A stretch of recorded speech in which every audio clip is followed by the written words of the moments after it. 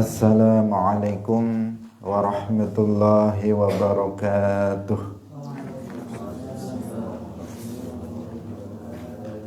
Alhamdulillahi rabbil alamin.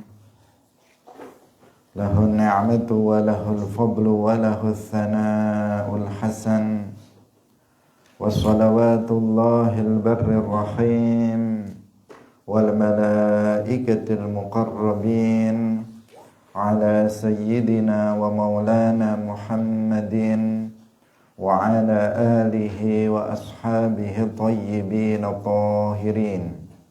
Allahumma la sahla illa ma ja'altahu sahla wa anta taj'alul hazna idza syi'ta sahla. Allahumma arzuqna al-ikhlasa fi niyyati wal qawli wal amal wa ba'du. إلى النبي المصطفى صلى الله عليه وسلم وإخوانه من الأنبياء والمرسلين والشهداء والصالحين خصوصا إلى سلطان الأولياء الشيخ عبد القادر الجيلاني والشيخ أحمد الرفاعي والشيخ بهاء-الدين النقشبندي وشيخنا عبد الله الهرري وإلى أرواح مؤسس جمعية نهضة العلماء الشيخ محمد هاشم أشعري والشيخ بسر سنسري وشيخ عبد الوهاب حسبوه وإلى أرواح جميع أهل القبور من المسلمين والمسلمات. الفاتحة. أعوذ بالله من الشيطان الرجيم. بسم الله الرحمن الرحيم. الحمد لله رب العالمين الرحمن الرحيم مالك يوم الدين إياك نعبد وإياك نستعين اهدنا الصراط المستقيم صراط الذين أنعمت عليهم غير المغضوب عليهم ولا الضالين آمين. Hadirin hadirat kaum muslimin muslimat, pemirsa Madu TV rahimakumullah. Alhamdulillah, kita bersyukur kepada Allah Subhanahu wa taala. Pada pagi hari ini Allah Subhanahu wa taala masih memberikan keistiqomahan kepada kita semuanya untuk bisa kembali bersama-sama melanjutkan pengajian kitab Mukhtasar Ibn Abi Jamrah. Semoga Allah Subhanahu wa taala terus melimpahkan taufiknya kepada kita sehingga kita bisa menyelesaikan kitab ini dan bisa memahami setiap hadis yang kita baca dalam kitab ini. Amin ya rabbal alamin. Salawat dan salam semoga tetap tercurahkan kepada makhluk yang termulia secara mutlak, Imamul Anbiya wal Mursalin, Khatamun Nabiyyin, Sayyidina wa Maulana Muhammad sallallahu alaihi wasallam, para sahabatnya, keluarganya, serta seluruh umat Islam yang mengikuti beliau ila yaumil qiyamah. Hadirin rahimakumullah.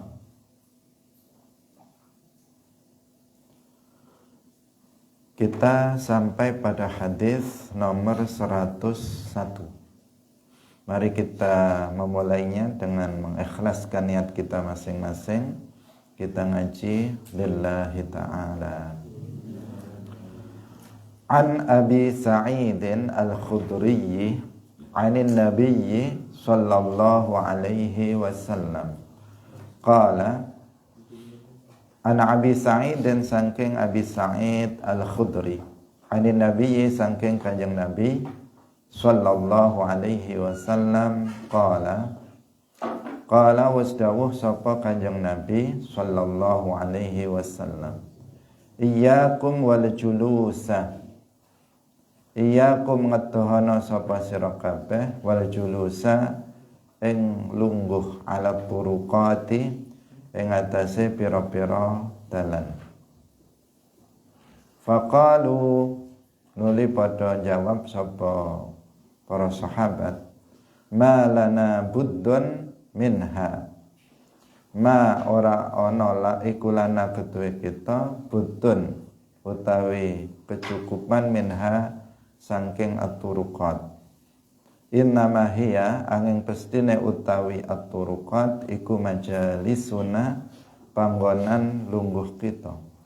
Natahaddatsu omong-omongan sapa kita fiha ing dalem at-turuqat.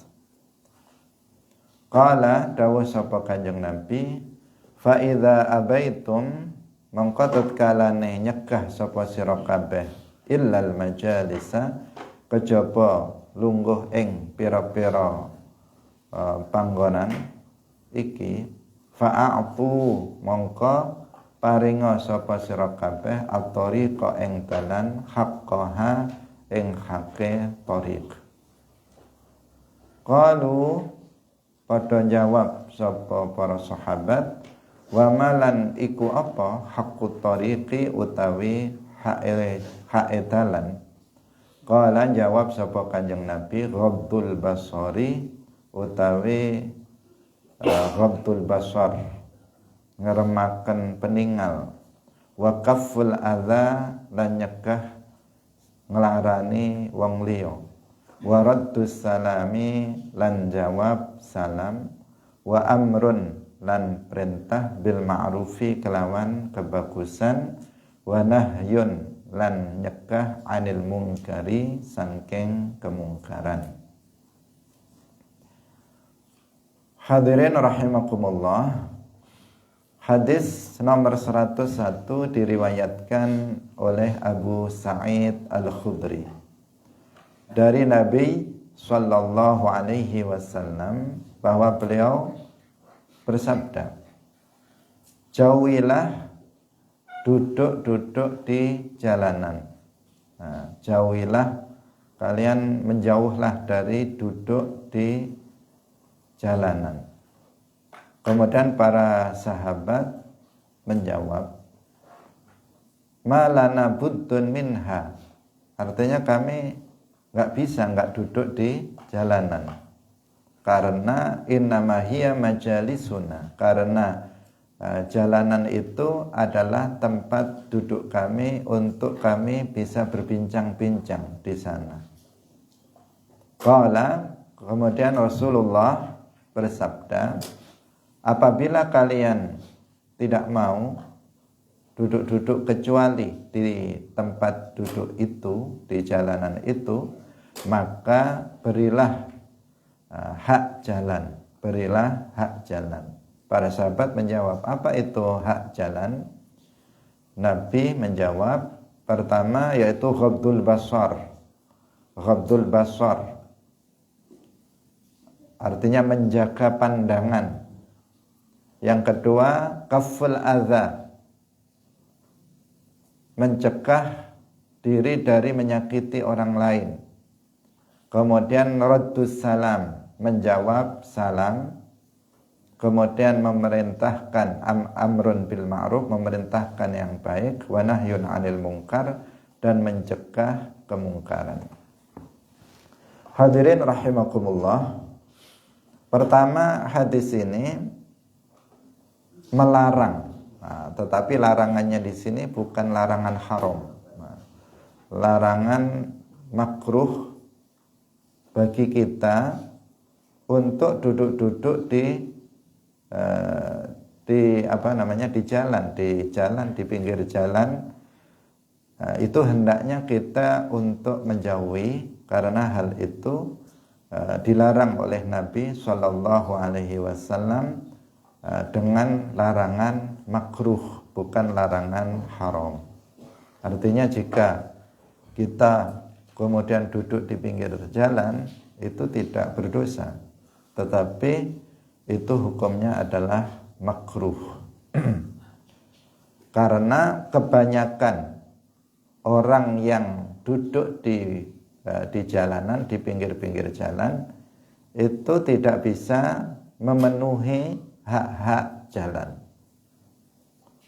Kalau kita duduk di pinggir jalan, kemudian kita bisa memenuhi hak jalan itu maksudnya hak orang yang lewat di jalan itu, bukan jalannya yang kita kasih sesuatu, tetapi orang yang lewat jalan itu. Namanya thoriq, di situ maksudnya adalah tempat lalu lalangnya orang, tempat orang lalu lalang berjalan.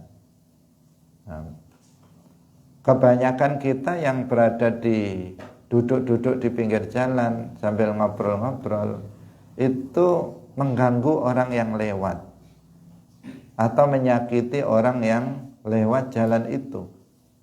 Kebanyakan seperti itu. Karena itu hendaknya hal yang seperti itu dijauhi. Sekedar duduk-duduk di pinggir jalan itu hendaknya itu dijauhi. Sebaiknya dijauhi.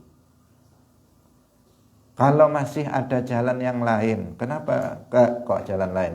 Kalau masih ada tempat yang lain, kalau ada tempat yang lain, kenapa duduk di pinggir jalan? Kan bisa duduk di teras rumah, bisa duduk di dalam rumah. Kalau di tempat kita itu nggak ada sebenarnya alasan bagi kita untuk duduk di pinggir jalan. Untuk apa? Apakah lebih nyaman? Enggak, masih banyak tempat yang lebih nyaman dari itu. Apa yang mendorong kita untuk kemudian duduk-duduk di pinggir jalan?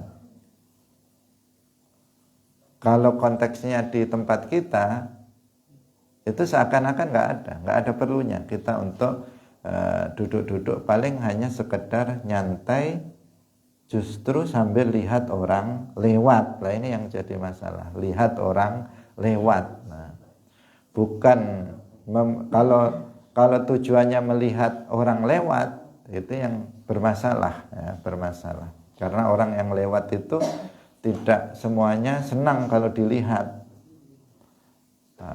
Apalagi yang lewat itu bermacam-macam. Ada laki-laki, ada perempuan. Perempuan pun juga bermacam-macam yang lewat di situ. Sehingga yang harus dijaga hak-hak mereka orang yang lewat di jalan tersebut.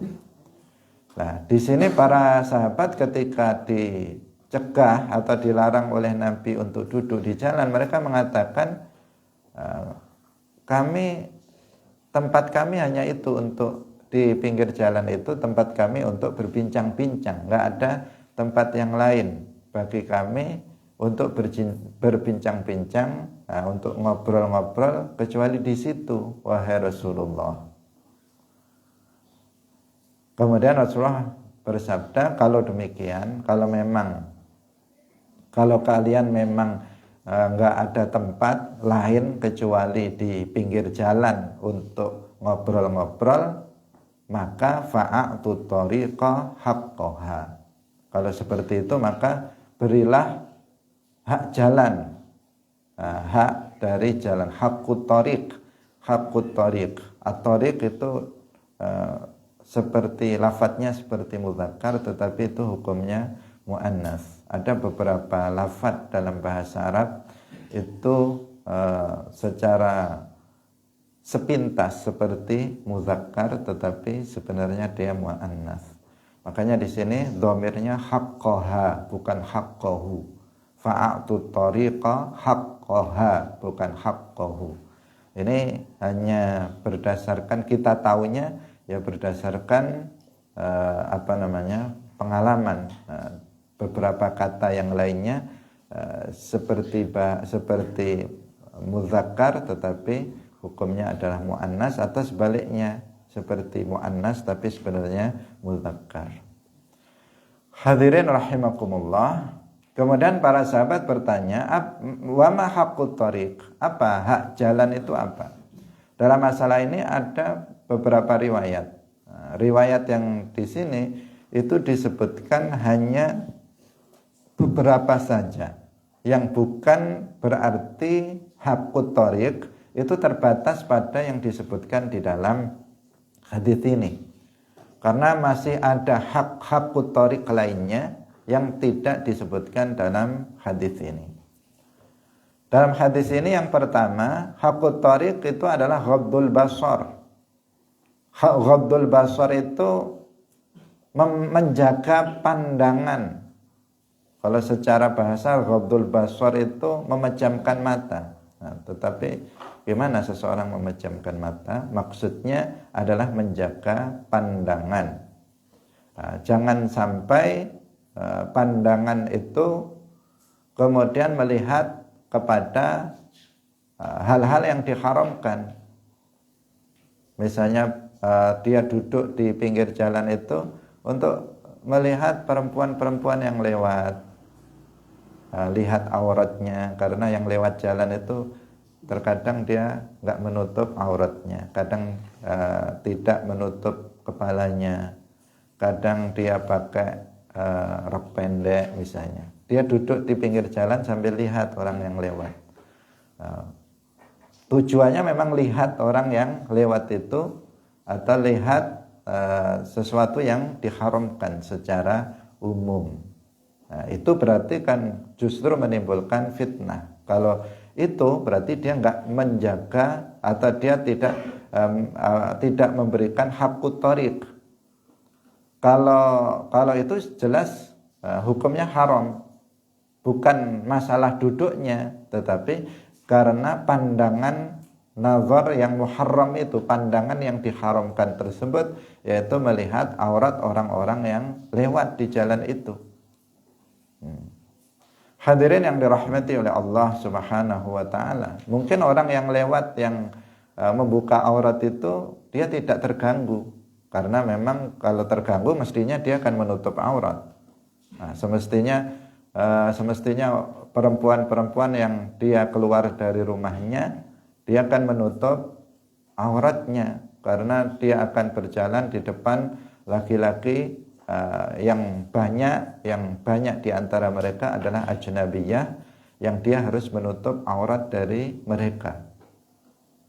Nah, itu tuntunan dalam syariat Islam, tetapi dalam faktanya di lapangan, di tempat kita dan di tempat-tempat lain, itu banyak kaum perempuan yang keluar rumah, mereka tidak menutup auratnya dengan sempurna. Tidak banyak yang membuka kepalanya, banyak yang membuka kakinya dan seterusnya. Nah, di sini orang, maka kalau kondisinya seperti ini, apalagi bisa kita untuk tidak duduk di pinggir jalan, seperti konteks kita di sini, ya jauhi duduk di pinggir-pinggir jalan. Meskipun ada tempat duduknya di pinggir jalan, itu ada tempat duduknya, dijauhi. Kalau sepi malam hari saja duduk di situ, kalau enggak jangan duduk di pinggir jalan, karena pertama susah untuk menjaga pandangan. Yang kedua, bisa kita untuk menjauhinya. Kita bisa untuk menjauhinya. Konteks di para sahabat ini kan para sahabat mengatakan malana buddun minha. Kami nggak ada tempat duduk lain selain di pinggir jalan itu. Maka kemudian mereka dipersilahkan oleh Nabi, silahkan kalau memang nggak ada jalan, nggak ada tempat duduk lain, ya silahkan duduk di pinggir jalan, tapi beri hak jalan, beri hak orang-orang yang lewat di jalan itu. Di antaranya yang pertama dengan ghaddul basar, menjaga pandangan, matanya jangan jelalatan, matanya jangan memandang pandangan yang diharamkan, apakah itu melihat aurat atau melihat dengan sinis, dengan pandangan menghina orang yang lewat dan seterusnya. Orang yang lewat itu pun, apalagi dia orang yang betul-betul memegang akhlak dan syariat, itu kalau mau lewat terus ada orang, itu kan juga malu.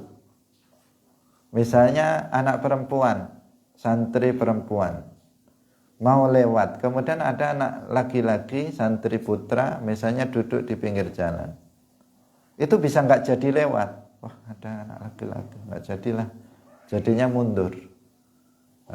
Karena apa? Mereka malu kalau nanti lewat kemudian dilihat, apalagi memang ada tujuan dari laki-laki itu duduk di pinggir jalan nanti untuk meledek atau untuk menghina atau untuk memandanginya dan seterusnya.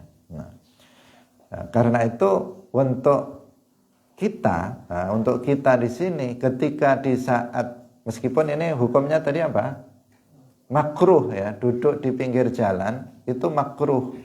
Tapi kalau nggak bisa memenuhi hak jalan, itu bisa-bisa jatuh pada perkara yang haram. Bukan karena duduknya, tetapi karena dia nggak bisa misalnya menjaga pandangannya. Yang haram bukan duduknya, tetapi karena dia melihat aurat orang lain, karena dia melihat dengan pandangan yang haram, karena dia menghina orang lain, karena dia menyakiti orang lain, itu yang menjadikan dia mendapatkan dosa. Nah, meskipun pada dasarnya hukum dasarnya itu makruh untuk sekedar duduk-duduk di pinggir jalan. Hadirin yang dirahmati oleh Allah Subhanahu wa taala, karena itu ya jauhilah yang seperti itu, karena akan berdampak yang tidak baik. Juga nggak pantas juga, tidak pantas juga. Misalnya kalian para santri misalnya duduk-duduk di pinggir jalan sambil lihati orang yang lewat, itu juga tidak layak, tidak pantas.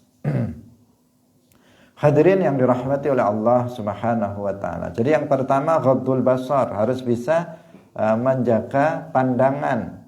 Kalau memang tetap duduk di situ, harus bisa menjaga pandangan. Kemudian yang kedua, kafful adza. Harus bisa untuk menahan diri dari menyakiti orang lain.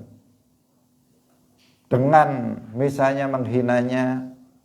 Ini kecenderungannya orang, apalagi kalau satu orang misalnya duduk di pinggir jalan, itu kecenderungannya memang dia akan bisa menjaga menjaga hakut thoriq. Tetapi kalau sudah berkumpul di pinggir jalan, itu akan terdorong untuk melakukan hal-hal yang itu akan merugikan orang yang lewat di jalan itu. Karena kalau sudah gerombolan orang duduk-duduk secara rame-rame di pinggir jalan, itu macam-macam yang dilakukannya. Kadang ada yang tiba-tiba mulutnya teriak-teriak, ada yang mencela orang yang lewat, ada orang yang awas itu, pokoknya usil mulutnya dengan mengata-ngatai orang yang sedang lewat, baik itu menghina ataupun itu sesuatu yang menyakiti orang tersebut dalam bentuk perbuatan. Bisa jadi dilempar, bisa jadi disentuh, dipegang dan sebagainya. Karena orang banyak, itu yang sering terjadi pada geng-geng yang ada, misalnya geng-geng jalanan, misalnya geng motor dan seterusnya, itu kan karena mereka banyak. Kalau mereka satu orang itu biasanya mereka nggak berani.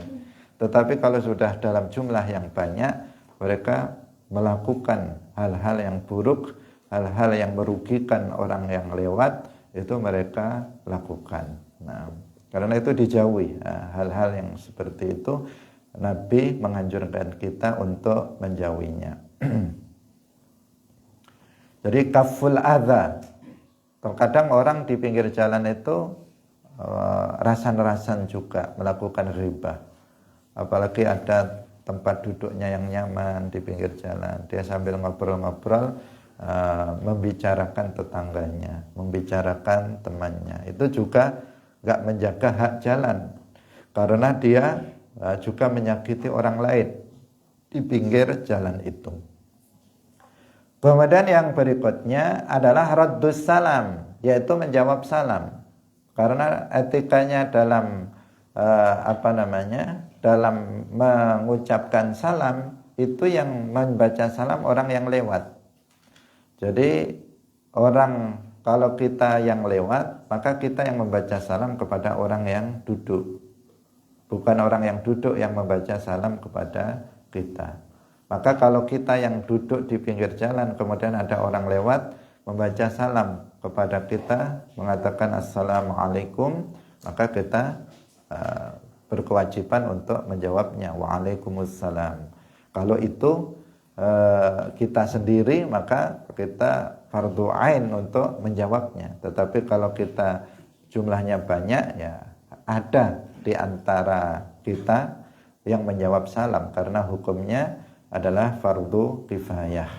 Harus ada yang menjawab salam, hakut torik. Jangan diam saja, karena salam ini juga merupakan syiar dari Islam. Wa amrun bil ma'ruf, yang selanjutnya adalah memerintahkan yang ma'ruf, memerintahkan yang baik. Wa nahyun 'anil munkar. Al amru bil ma'ruf wa nahyu 'anil munkar. Karena di jalanan itu akan terjadi banyak seperti itu. Al amru bil ma'ruf wa nahyu 'anil munkar harus dilakukan. Kalau enggak, maka dia tidak menjaga hak jalan. Misalnya nanti kamu lewat di jalan, ada perempuan lewat nggak menutup aurat, ya kamu harus nahi mungkar. Nahi mungkar mencegahnya, mencegahnya dengan melarangnya, melarangnya agar dia menutup auratnya. Dengan kalau dia bisa dengan tangannya, kalau nggak bisa dengan nasihat, misalnya. Diberi nasihat dulu agar dia, karena dia di jalan, dia melihatnya, dia mengetahuinya, diberi nasihat agar dia menutup auratnya misalnya. Kalau nggak bisa, malah justru sebaliknya kamu yang menikmatinya dengan memandangnya, maka kamu kena 2 kali. Yang pertama, kamu jatuh kepada nazar, memandang yang diharamkan. Yang kedua, kamu tidak melakukan an-nahyu 'anil munkar, dan kamu tidak pergi dari tempat itu. Karena kalau kita berada di suatu majelis yang di situ ada kemungkaran dan kita tidak mampu untuk melakukan nahi mungkar, kita harus meninggalkan tempat itu. Seraya dalam hati kita mengingkarinya, membenci perbuatan maksiat yang sedang terjadi, kemudian kita meninggalkan majelis tersebut atau tempat tersebut. Nggak cukup hanya sekedar kita ingkar dalam hati, tetapi kita masih duduk di situ. Kita harus segera tinggalkan tempat itu karena ada kemungkaran yang terjadi dilakukan. Kalau di jalanan banyak sekali kemungkaran yang terjadi.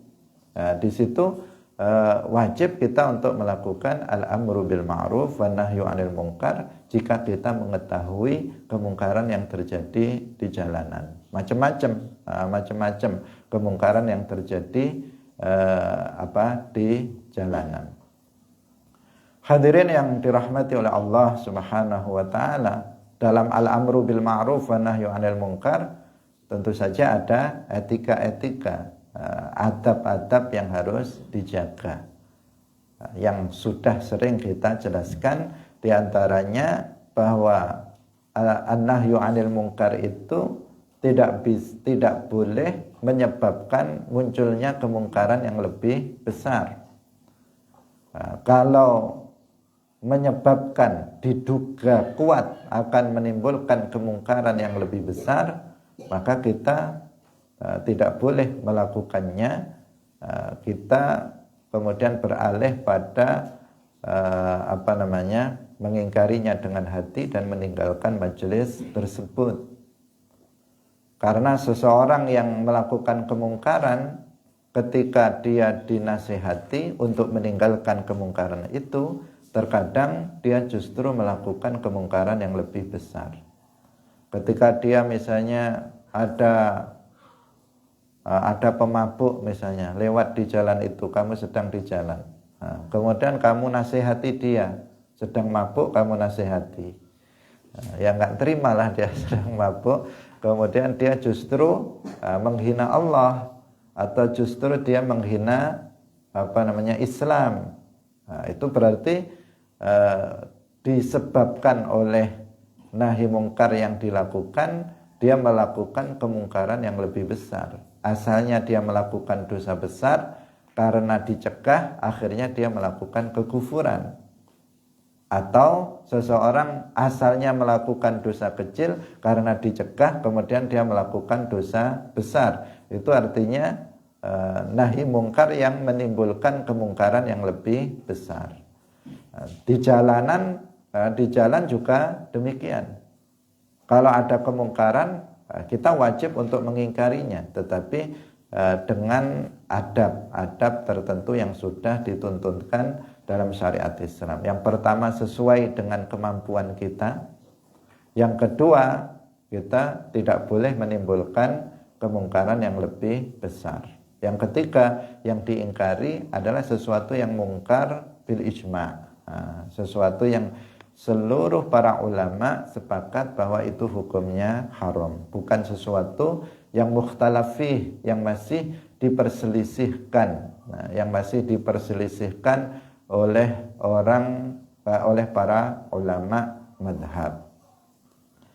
Ini yang disebutkan dalam riwayat ini, yaitu ada ghaddul basar, kemudian kafful adza, raddus salam, amrun bil ma'ruf, kemudian nahyun anil munkar. Ada 5. Dalam riwayat yang lain itu ada tambahan haqqut thariq yang lainnya.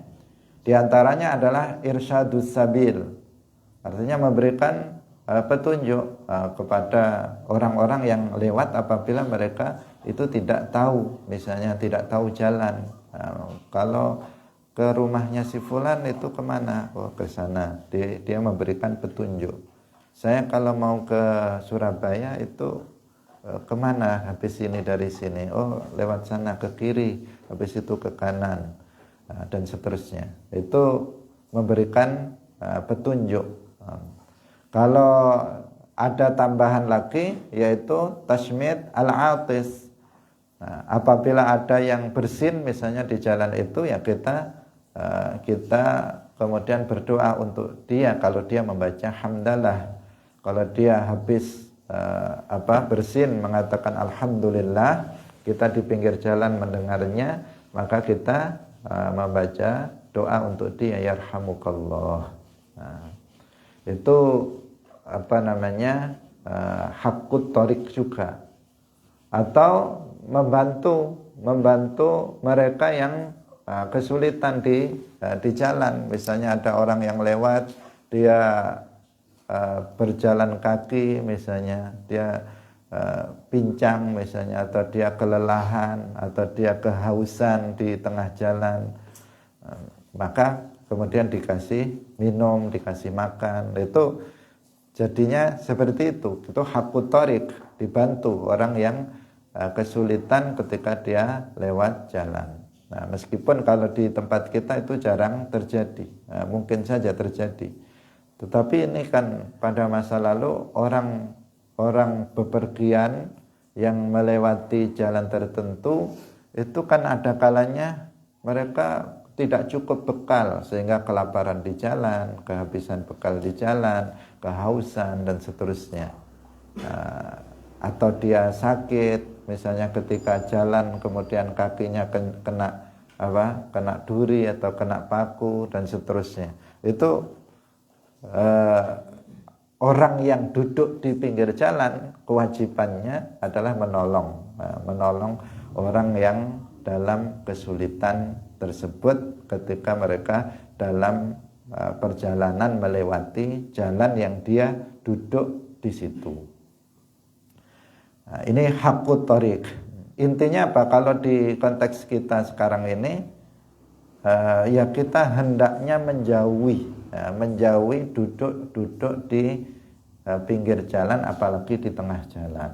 Nah, kalau di tengah jalan juga pasti nanti ditabrak mobil atau ditabrak sepeda kalau di tengah jalan. Jadi kita hendaknya untuk menjauhi duduk-duduk di jalanan, di pinggir jalan. Kenapa? Karena ada tempat yang lain. Ini yang diceritakan ini kan seandainya nggak ada tempat lain, ya silahkan duduk di situ, tapi hakut thoriq harus dipenuhi. Itu kan Nabi seperti itu. Tapi kalau kalau masih ada banyak tempat untuk bisa duduk-duduk, bisa berbincang-bincang, maka ya di tempat lain saja itu akan lebih aman. Karena secara lahiriah sulit untuk menjaga hakut thoriq ini, sulit. Kalau kamu misalnya duduk di pinggir jalan, gimana kamu menjaga pandangan itu? Misalnya ada perempuan lewat, apa kamu mau menunduk atau kamu mau memejamkan mata? Kan enggak, sulit ya, sulit. Gimana mau enggak menyakiti orang? Sulit. Bagaimana mau, apalagi dalam jumlah orang yang banyak. Kalau ngobrol-ngobrol lagi itu mesti mengarah kepada ghibah, mengarah kepada ucapan-ucapan yang buruk dan seterusnya.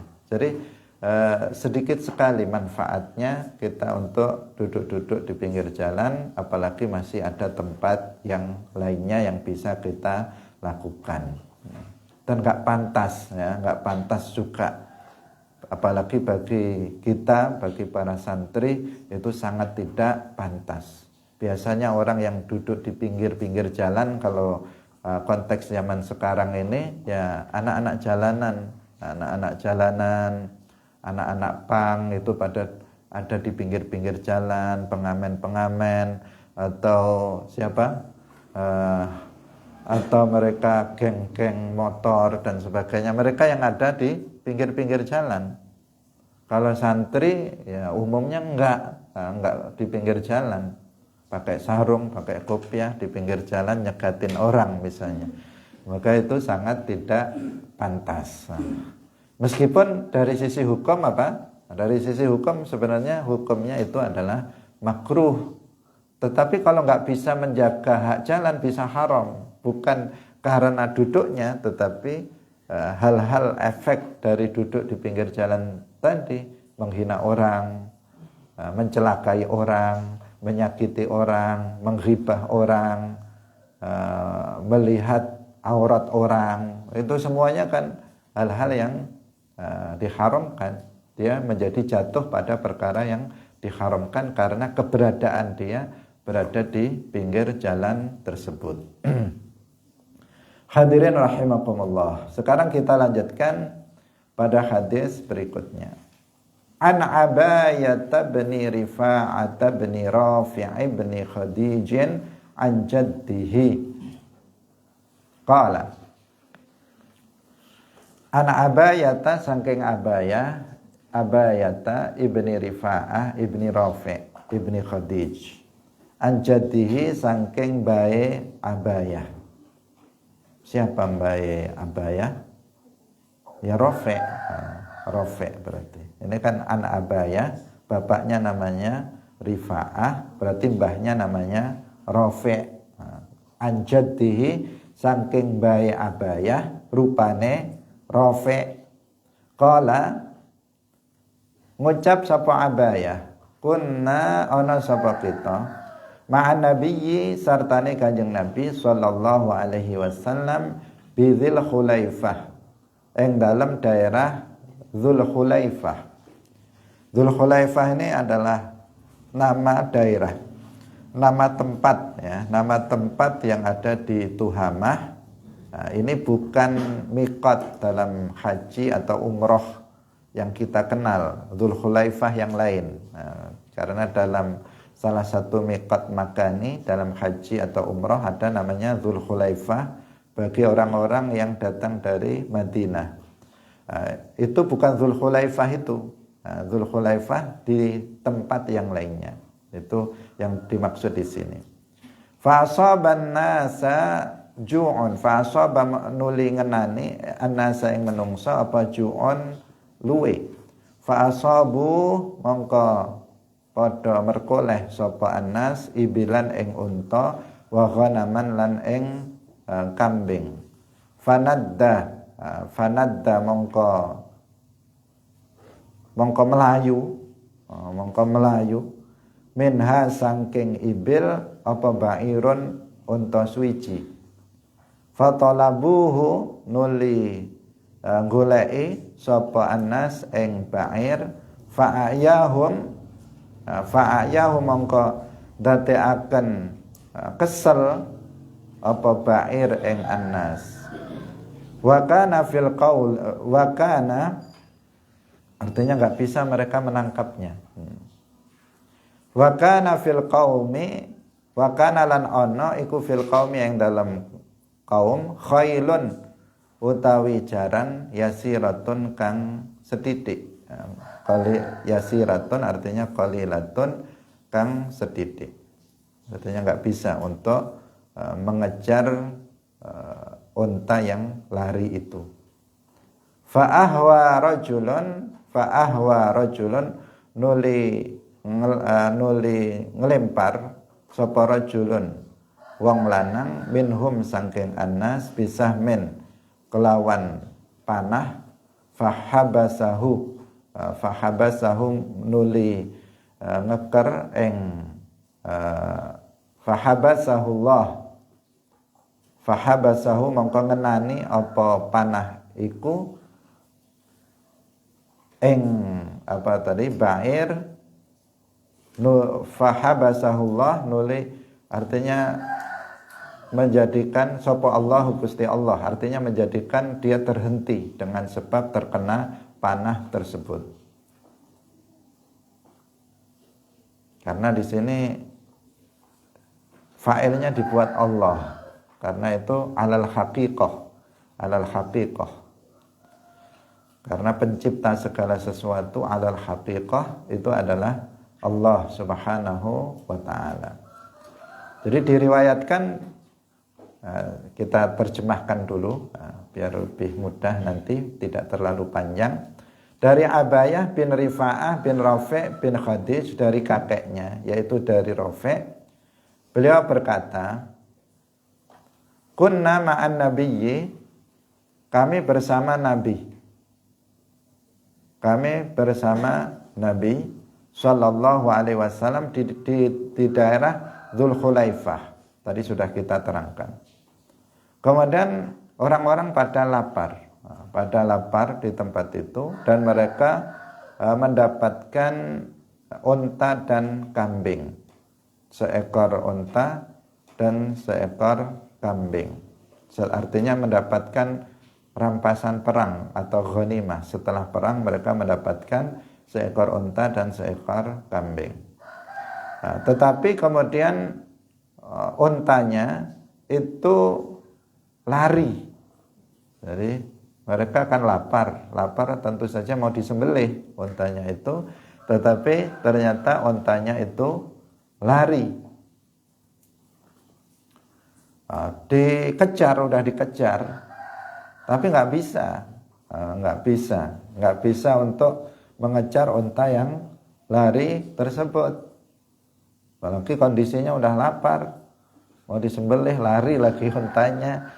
Jadi mereka terus nggak ada kuda, atau kudanya dikatakan di sini khailun yasirah, sedikit, artinya kuda yang bisa untuk dipakai untuk menyusul atau mengejar unta itu jumlahnya sedikit, sehingga mereka mereka menjadi kecapean, nggak mampu mereka untuk menangkap unta tersebut. Nggak bisa mereka sampai menyusul unta tersebut, menangkap kembali unta tersebut, itu nggak mampu. Fa'ahwa rajulun, ketika itu kemudian ada yang memanah unta itu, dipanah dari jauh karena nggak bisa disusul, nggak bisa ditangkap, kemudian dipanah. Fahabasahullah, dan kemudian kena unta itu dan dia mati disebabkan dengan dipanah tersebut. Nah, ini bercerita tentang tentang penyembelihan binatang yang liar, binatang yang tidak bisa ditangkap.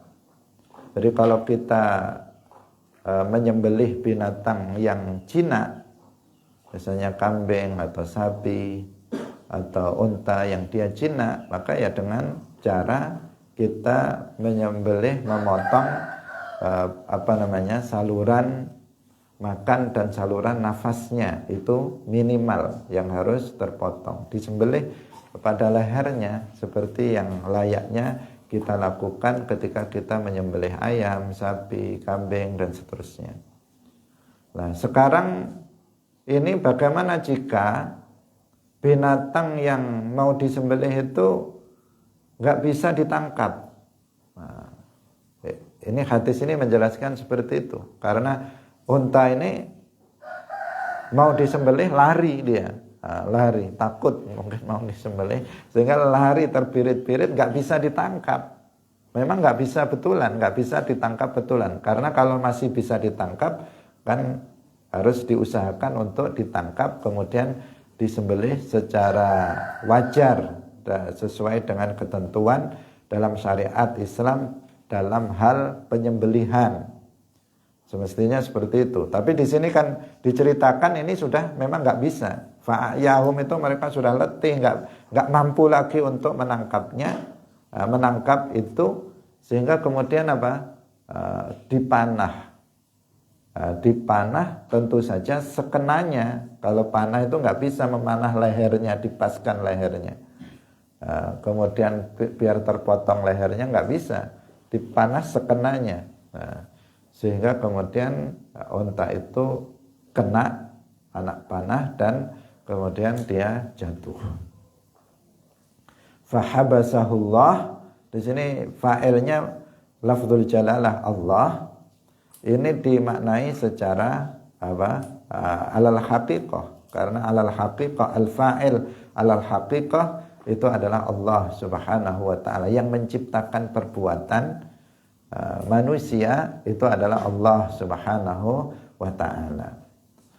Secara zahir yang melemparkan panah itu adalah salah satu sahabat. Dilemparkan dipanahkan, dilemparkan, dilepaskan anak panahnya. Itu yang melepaskan anak panahnya siapa? Manusia. Itu secara zahir. Tetapi pada hakikatnya yang menciptakan perbuatan sahabat melemparkan atau melepaskan anak panahnya itu adalah Allah Subhanahu wa taala. Sehingga di sini dinisbatkan kepada alal haqiqah, yaitu Allah Subhanahu wa taala. Ini sama dengan ayat wa ma ramaita idz ramaita walakinnallaha rama. Wa ma ramaita idz ramaita, ini dalam sebuah peperangan. Tidaklah kamu melempar di saat kamu melempar, tetapi Allah lah yang menciptakan melempar. Kalau diterjemahkan secara lugu, secara harfiah, secara lugu, maka seseorang akan sulit memahaminya, karena seperti ada kontradiksi dalam terjemahan. Kalau dikatakan wa ma ramaita, tidaklah kamu melempar ketika kamu melempar. Katanya enggak melempar, tapi kok ketika kamu melempar. Nah, kan di sini seperti ada kontradiksi. Seperti kamu mengatakan tidaklah kamu makan ketika kamu sedang makan. Sedang makan kok enggak makan, kan jadi runyah pemahaman. Nah, jika diterjemahkan secara harfiah, secara lugu, wa ma ramaita idz ramaita, tidaklah kamu, dikatakan tidaklah kamu melempar ketika kamu melempar, tetapi Allah yang melempar. Itu terjemah lugunya dikatakan begitu. Tetapi kalau kita melihat penafsirannya, bahkan Imam Syafi'i sendiri mengatakan wa ma ramaita khalqan idz ramaita kasban walakinnallaha rama khalqan. Tidaklah kamu itu menciptakan perbuatan melempar ketika kamu berkasab melempar, tetapi Allah lah yang menciptakan perbuatan melempar pada diri kalian. Jadi yang kita lakukan itu kasab. Kita hanya mengarahkan, kasab itu taujihul abdi qasdahu wa iradatahu nahwal amali fayakhluquhullahu inda dzalik. Mengarahkan kehendak dan tujuan pada suatu perbuatan, dan Allah yang menciptakan perbuatan itu. Jadi ketika itu Nabi melemparkan dalam perang Badar, Nabi mengambil jumlah orang kafir kan jauh lebih besar dibandingkan dengan orang-orang Islam. Nabi melemparkan debu begini, kemudian debu itu masuk ke setiap mata orang-orang kafir. Nah, secara zahir yang melakukan kasab ini adalah Nabi, tetapi Allah yang menciptakan perbuatan melempar yang ada pada diri Nabi. Sehingga dengan keagungan dan dengan kehendak Allah Subhanahu wa taala, sekedar dilemparkan ini, kemudian debu itu masuk ke setiap mata orang-orang kafir dalam peperangan itu, dan mereka bisa dikalahkan. Nah, jadi yang melakukan kasab itu manusia, sedangkan pencipta perbuatan itu adalah Allah Subhanahu wa ta'ala. Di sini juga demikian, dikatakan fahabasahullah. Ini sepintas kita bingung ini memahaminya. Bagaimana ini memahaminya? Ternyata yang dimaksud di sini adalah alal haqiqah. Jadi hakikatnya yang melemparkan panah tadi, yang melepaskan panah itu adalah sahabat. Itu kasabnya, kasab yang melakukan kasab adalah sahabat. Kemudian mengena kepada unta itu, dan jatuhnya unta itu juga dengan ciptaan Allah Subhanahu wa taala, dengan kudrah, iradah, ilmu, dan ciptaan Allah Subhanahu wa taala. Itu maksudnya. Jadi di sini dikatakan alal haqiqah. Bukan kalau kita menisbatkan diri perbuatan pada diri kita, itu adalah majaz. Karena yang menciptakan pada hakikatnya bukan kita, tetapi Allah Subhanahu wa ta'ala. Ini permasalahan akidah yang perlu untuk dijelaskan. Karena orang-orang yang memahami ayat-ayat atau hadis ini atau ayat-ayat yang serupa seperti wa ma ramaita id ramaita walakinnallaha rama, seperti yang kita jelaskan tadi, mereka yang memahaminya secara zahir itu sering sekali mereka kemudian terjerumus pada akidah sesat sampai mengatakan bahwa dia mengatakan saya ini adalah Allah, atau dia mengatakan kalau saya melakukan suatu perbuatan maka itu sebenarnya yang melakukannya Allah. Termasuk kalau perbuatan maksiat. Kalau saya mencuri, ini yang mencuri Allah, kata dia. Kalau saya berzina, maka yang berzina itu Allah. Kalau dia mabuk, yang mabuk itu Allah. Nah, ada yang sampai seperti itu. Karena pemahaman yang keliru terhadap wa ma ramaita, di antaranya wa ma ramaita id ramaita walakinnallaha rama. Di situ yang melempar itu adalah manusia, tetapi dikatakan yang melempar Allah, berarti manusia itu Allah. Mereka memahaminya seperti itu. Karena enggak belajar, enggak talaqi dalam memahami ayat-ayat Al-Qur'an maupun hadis-hadis Nabi. Padahal yang dimaksud yang menciptakan perbuatan itu Allah. Beda yang melakukan dengan yang menciptakan perbuatan, itu beda. Kita ini kan makhluk ciptaan Allah. Badan kita itu kan ciptaan Allah. Nah, ciptaan Allah itu bukan Allah, tetapi sesuatu yang diadakan oleh Allah dari tiada menjadi ada. Perbuatan kita itu juga makhluknya Allah, ciptaan Allah. Artinya bukan perbuatan Allah, tetapi Allah yang menciptakannya pada diri kita.